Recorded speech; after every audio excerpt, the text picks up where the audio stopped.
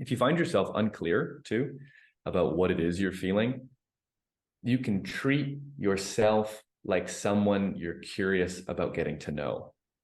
And so turning that listening that you might tune to like a best friend who's having a hard time, or maybe a family member who's going through something, and go, well, what would it be like if I listened to myself as though I was in that caring role? And ask yourself that question. How do I feel when this happens? What do I need if I'm feeling this way or another?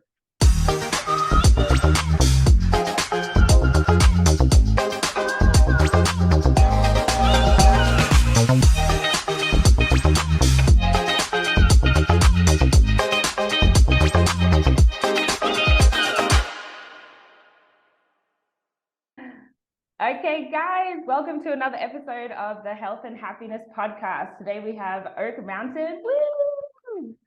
So guys, Oak is a philosopher, author, and facilitator with 5+ years experience of coaching and group facilitation.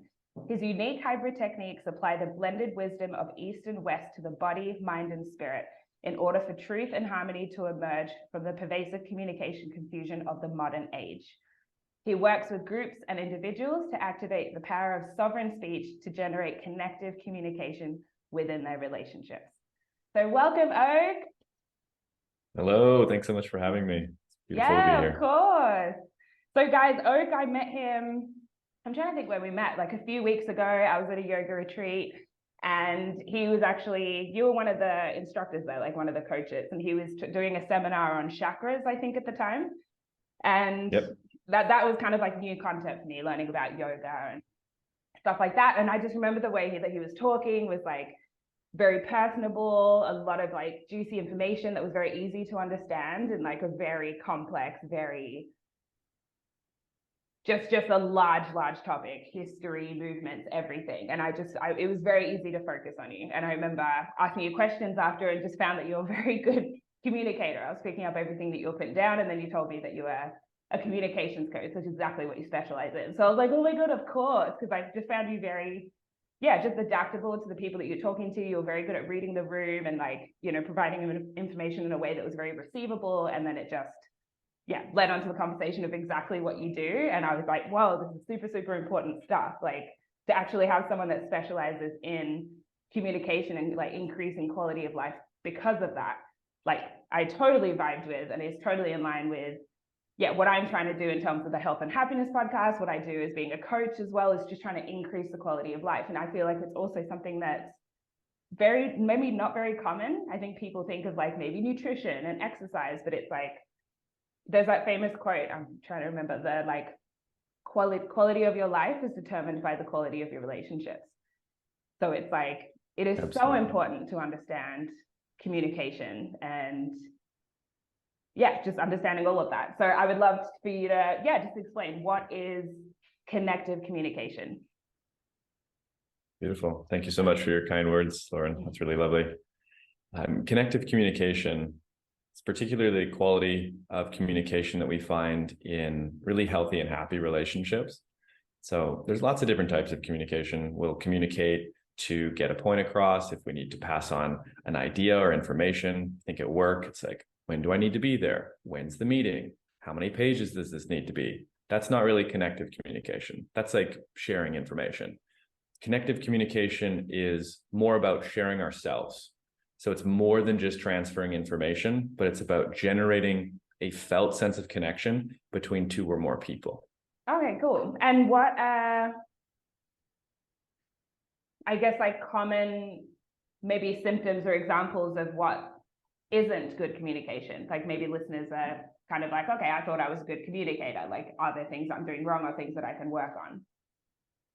Totally. I think one of the things that's most indicative if there's a lack of connection in our communication is just, put simply, we don't feel super great. We're going to feel sad. We might feel neglected. We might feel like the people in our lives aren't willing or wanting or able to hear us and understand. We might ourselves be carrying ideas and beliefs about the people that we're talking to, like, oh, they don't really care, or they think this, or they think that. And ultimately, all of those things are kind of like driftwood in the river that flows between people. And the more of these ideas that we have clogging up, the less ability we have to actually reach across that space and connect. So I think not feeling seen and heard in our own truth is probably the biggest indication of it. We all know what that feels like, trying to talk to somebody and it's like, man, they are not getting what I'm saying right now. Like, I do not at all think that they understand me. And sometimes that can be with strangers. If it's a one-off, it's like, okay, I do your best. But when we're talking about partnerships, we're talking about family relationships, or any relationship that we hope to generate a level of intimacy, trust, and connection, then those types of frequent misunderstandings and disappointments can really lead to a sense of resentment. And resentment is one of the leading causes of divorce, like from an emotional standpoint. Resentment's like we're holding on to pain of the past, not just hurting, but like blaming and really making the other person out to be a bad guy. And so that can stem from a moment of misunderstanding, and maybe a moment where you or the person you're speaking to doesn't exactly know how to say what they need to have said, or understand how to listen and how to reflect, how to show you that they heard you. There's all these different little nuances that go through that. It sounds like quite the two-way street, because you're saying one person can try and communicate and try and be heard and felt and understood, but then at the same time there is that other side that also might need to actively listen or reflect or try and feel the other person. So it's much more complex than, as you said, just a transference of information. 100%. I mean, even in this conversation right now, we exchange roles. Like, as a conversation goes on, there's a point where I'll be expressing, I'll be articulating my thoughts, I'll be putting into sound and word my inner world, and you're present with me, you're taking that in, right? Those are the yin and yang of communication, is the expression and the listening. And we embody both of those in healthy communication in our own self. And we can also exchange those roles from moment to moment within a conversation. And, the listeners right now are taking all of this in. They don't necessarily get to contribute verbally, but they do get to contribute in other ways through, comments and emails, and engaging in that way to continue a conversation beyond this one. But remembering that we have the responsibility both to listen and to receive in equal part, as we have the responsibility to be clear in expressing what it is that's true for us. Communication is like, you're obviously trying to connect with this other person. So it's a form of expressing yourself. You want to be seen, heard, felt, listened to. And when the needs aren't met, that's when people get anxious, feel disconnected, maybe angry, frustrated, resentment that you mentioned before. So what is self-expression, and why is that connected to communication and not just painting or doing something else to express yourself? Totally. Yeah, from a broad sense, we might think about expression just like talking, right? Like, if I'm speaking, I'm expressing myself. But more on a deeper level, what it is we're expressing when we're talking about self-expression are the things that are unique to us. So it's our beliefs, it's our emotions, it's our experiences, our wants and needs, our hopes, things like this. And so recognizing that, yeah, okay, we can express ourselves, like you're saying, in painting or in dancing and in music. But unless you're going to write a song to everybody you want to talk to, it might be easier just to learn how to articulate it through speech.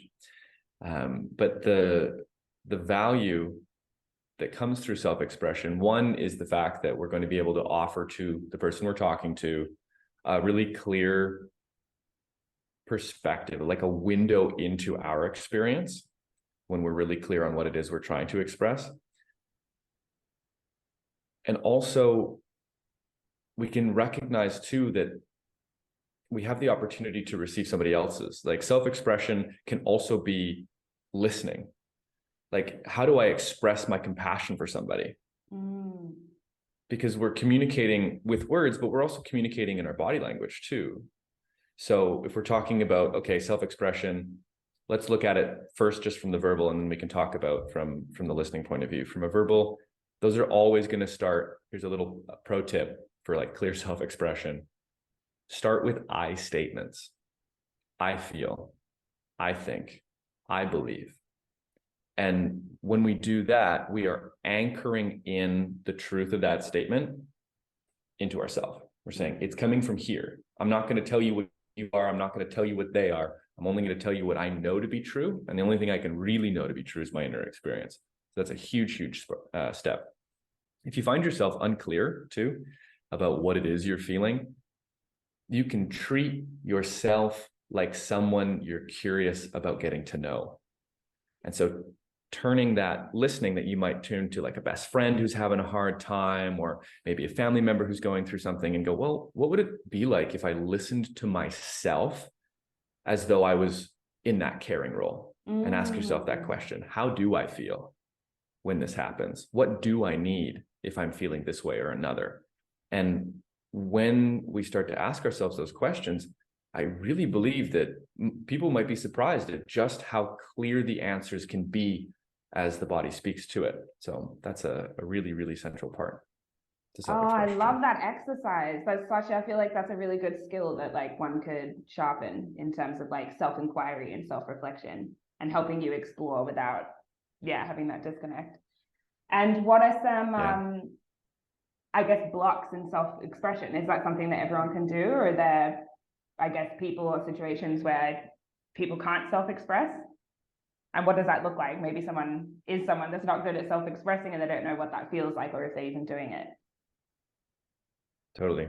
I think that if we're speaking about blocks to self-expression, like, it's oftentimes from a place of like fear. So in order to express ourselves clearly, we are taking an act that makes us vulnerable, because we're going to show our emotions. We're going to share our truth, and we risk hurting people and being hurt by doing that. And so that fear can be really strong if, when we were younger, the relationships we had at home were not safe to do that. And so we've got this impression like, if I express myself, I'll be yelled at, or I'll be shunned, or no one's going to listen. And so this story gets carried through life, and the habits of not speaking up end up becoming the regular way of communicating. So people start to speak around ideas, or they hold on to their thoughts and feelings. And ultimately what that does, it can lead to a lot of overthinking, it can lead a lot to like anxiety, things like this. And also missed opportunities for connection. You know, if someone is genuinely there, present with you, and invested in receiving what it is that is true for you, and you don't speak up, you've missed an opportunity to meet your own needs by denying yourself the opportunity to speak.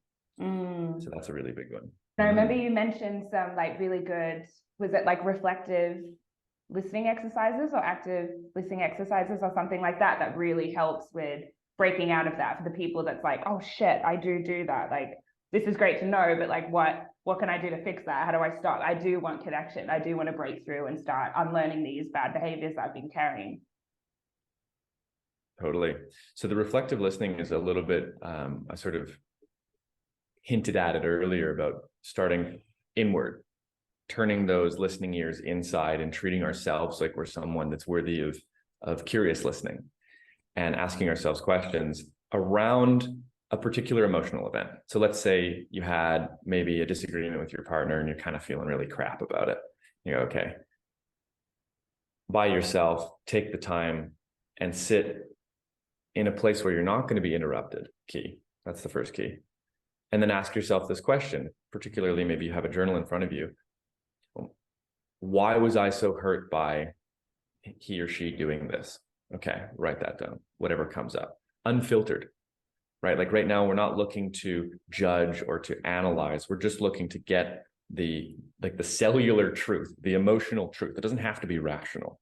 We just need to get a perspective on it. Okay, what do I believe about the situation? What do I believe about their intentions? Okay, and get clear on this. And this is the first step to being able to actually connect, because if we're not clear on what it is that's true for us internally, when we go to make a repair attempt, or we go to make an attempt at connection, we're going to go, well, what the hell am I going to say? I need to be able to offer something that is true for me and informative to the other person. And a big piece of that too is like, okay, one, all the crap that I felt, but two, what am I hoping for? Like, what do I want?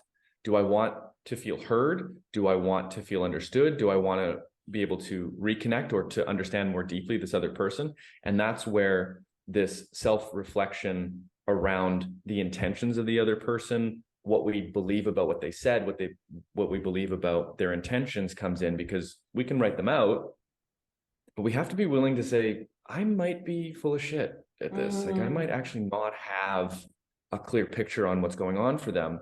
And if I really care for them, I will say withhold my assumptions. And when I withhold my assumptions, I'm going to give the other person the opportunity to fill in those gaps with their truth. And that's where the connection comes in, because immediately when you have a space in yourself that can be occupied by the truth of the person you love, you're immediately connected with them. Their truth is in your heart, your truth is in their heart, and you've made space for them rather than filling it up with our own assumptions. So that's the reflective listening piece. There's also something called mirrored listening, and this is more of a practice within a dialogue to clear up misunderstandings. Particularly good when the heat's down, like if you're feeling, up to your eyebrows, it's really hot, and we're just like, oh my God, I can't talk to you, get away from me kind of energy, or you're really, really painful, you feel like your heart's closed off, and it's like, I can't open. Take some space, go breathe, go for a walk, do what you need to do to regulate your nervous system, and then come back. And this mirrored listening is just like we were talking about with the roles. There's a speaker and there's a listener. And the speaker's going to have, say, maybe 3 minutes, 5 minutes to express themselves. You can put a timer, put a little incense on, make some tea, make the space for it. Speaker's going to say what they have to say for 5 minutes. And as the listener, it's your role just to listen, to take everything in that's being said. You're not going to interrupt. You're not going to ask questions. You're just going to listen. Even if you don't understand why or what's being said, you just need to hear what's being said. And when those 3 to 5 minutes are up, it's going to switch. And your job as the listener now is to reflect exactly what you heard. Okay, so let's review that. We've got a listener. They're going to speak their truth for 3 to 5 minutes. You're going to listen. No questions, no interruptions. Just listen to everything that's being said. 3 to 5 minutes are up. You're going to repeat as clearly and accurately as you can what you heard this other person say. And when you're done, you get to turn to them and say, did I understand you? And they'll say yes, or they'll say no. And if they say no, they can repeat to you the piece that they felt was not understood until, they'll finish it, you'll reflect it again. You go back and forth until the person who originally was in that speaker's position feels heard, feels understood, because you were able to articulate in your words in a way that they completely said, yeah, you've got it. I trust that you understand what I have to say. And then you switch. And now it's your turn. And it's not about, questions. It's not about judgments. It's just like, this is the truth. I need to feel like there's a mechanism for us to go back and forth, to exchange the information in a way that validates both of us without introducing judgment, without introducing interruptions, without introducing any of these things that immediately break down the connection of communication. The structure supports connection. And does that exercise of the active listening, like, is it possible for the person to not have listened correctly as much as it's the other person who maybe didn't communicate it effectively enough that it wasn't receivable? Or is that not kind of it, if that makes sense? Yeah, kind of always that's an interesting one. So yeah. Like, what can come from this is, sometimes I've had it in my personal experience, where I will have expressed something as the speaker to a listener, and the listener will have articulated back to me exactly correctly what I've said. But when I hear it from their perspective, I'm like, oh, you know what? What I said to you was not actually what I meant. And so that becomes a different piece, because the listener has understood. They have offered a clear reflection of what was said. But in doing so, they've also offered you a new perspective on your own sentiment. And so you can say to them in that moment, if that comes up, where you hear exactly what you said, but it doesn't resonate with you in the reflection, you can say, okay, yes, you understood me. And in hearing you, I feel like I can articulate it more truthfully. I would like to do so. And then you can offer this new truth to say, when I said I felt really angry with you, hearing you say that, what I genuinely felt was disappointed, or what I genuinely felt was betrayed, or what I genuinely felt was abandoned. And you can start to get a clearer picture. And those distinctions are really important, because if I think you're angry with me, I'm going to respond to that energy and hold space for that energy differently than if I think you're feeling abandoned. Like, those two energies need a really different response. And we've all had it where we're feeling one emotion and someone's responding as though we have another one. It's like, well, I don't feel cared for. I don't feel held, right? So being able to get a clear picture of what's true for the other person helps us show up for them in a better way. Definitely. It kind of just makes me laugh, because I feel like there's so much room for miscommunication. Like, if emotions are high, if you're not listening actively, if you're not communicating effectively, and it's like, no wonder that you have a job essentially in like specifically teaching people how to communicate in the most beautiful and connective way so that they can increase their quality of life, which kind of leads me to the next question, which is it just about conversations with people? Is connective communication just about talking, just about sharing, or does it actually impact the rest of your life, whether it's personally, professionally, health-wise, like all of these things? Like, is it bigger than just the general communication that people think, the word is attached to? Totally. Conversations are like the wave on the ocean, and they're the clearest expression that we have of all of those energies that lead us to communicate, all of the habits that we have for communication.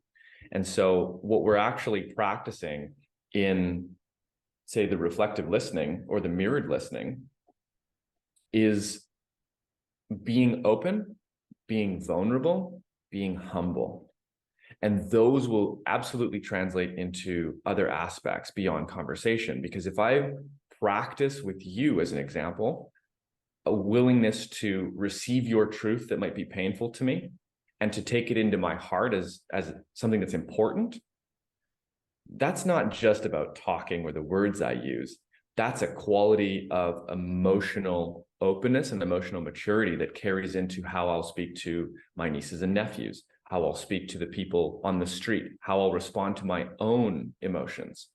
So we can almost think about it like we're working from the outside in with conversations. Looking at the words that we use is a way for us to figure out all of the underlying pieces that are actually keeping us out of alignment with our own truth and out of alignment with the people that we love the most. And when we start to align those things, the quality of our thoughts is going to be more clearly aligned with our sentiment. It's like, I can think something about a particular situation like, oh man, I really don't like how the dog outside barks all the time. That owner is really irresponsible, right? Like that could be a thought that I would have. And I go, well, are they? Do I know this? And how do I feel when I think these things? How do I want to feel? And the more that we pay attention to how we speak, we start to realize that all of our words are actually our thoughts. And our thoughts are linked into all of these different feelings that we have going on.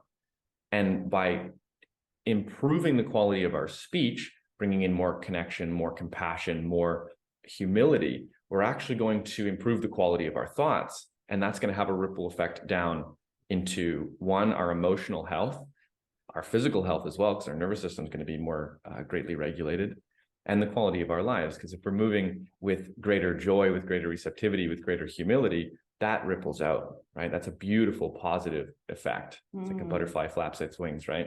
Carries out all the way.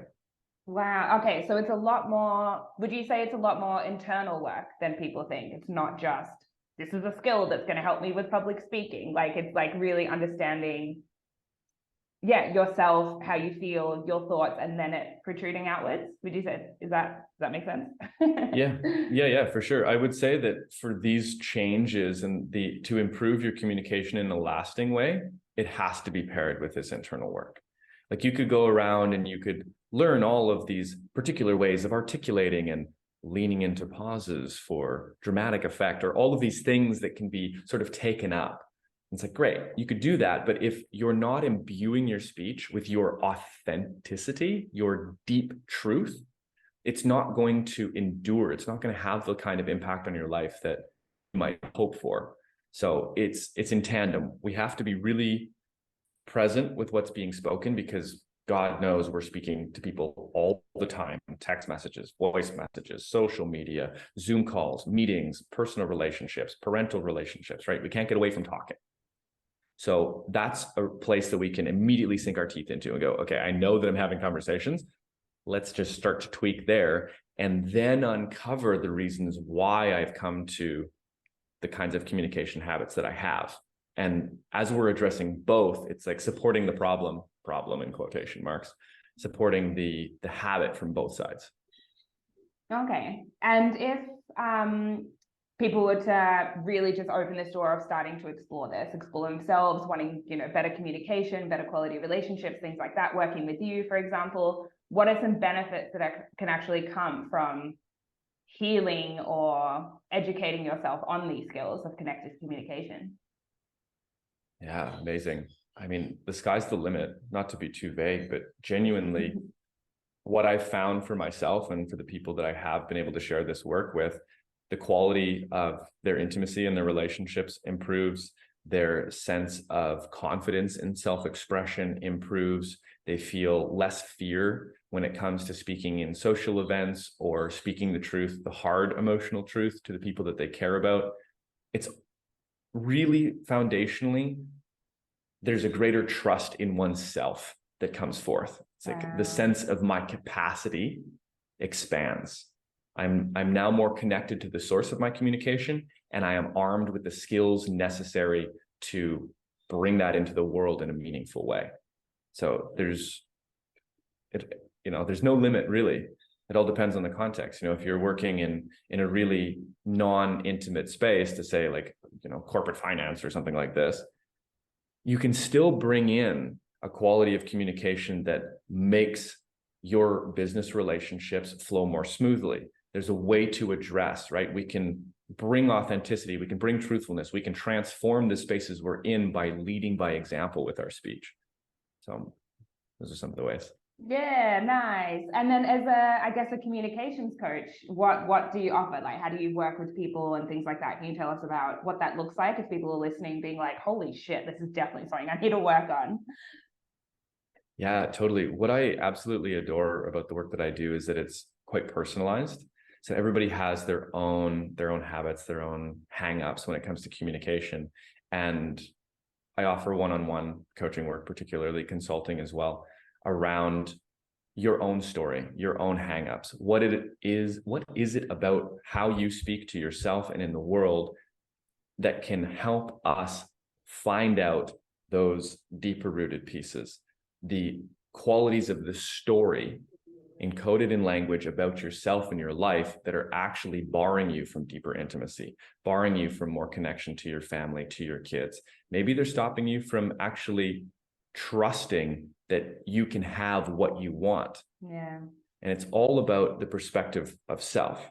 How you conceptualize yourself in the world is languaged inside your mind. And we can discover that through conversation, through truthful conversation, and through reflective practices one-on-one. Okay, so one-on-one coaching. You said you have a course coming up as well, I think, a course and Yeah, it's currently in the beta testing right now. Yeah. Absolutely.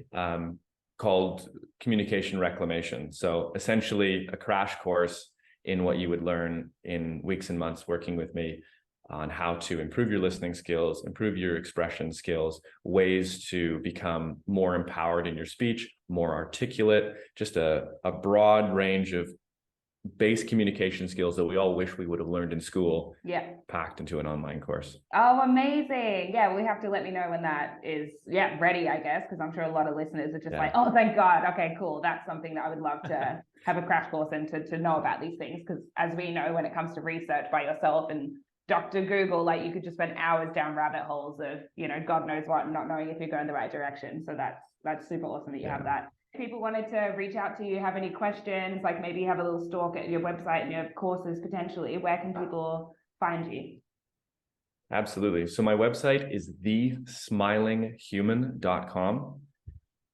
can find me, The Smiling Human, on YouTube, on Instagram, and on Patreon as well. And if you're interested and you have any questions, thesmilinghumans with an S at gmail.com is my email.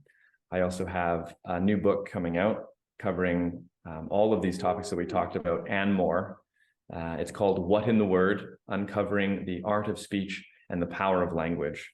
I dive into history, psychology, philosophy, all sorts of really juicy topics. All about language, all about speech, all about communication, and that's being released on the 8th of January, 2023. You can find information on that book at whatintheword.ca. Beautifully said. Very, very easy to listen to and understand. Well, thank you so much for coming on and giving us, I'm sure, just the tip of the iceberg of this whole world that you've given us a taste for. So thank you so much. My absolute pleasure. Thank you. Yay, awesome. Well, I'll chat to you soon. Thanks so much.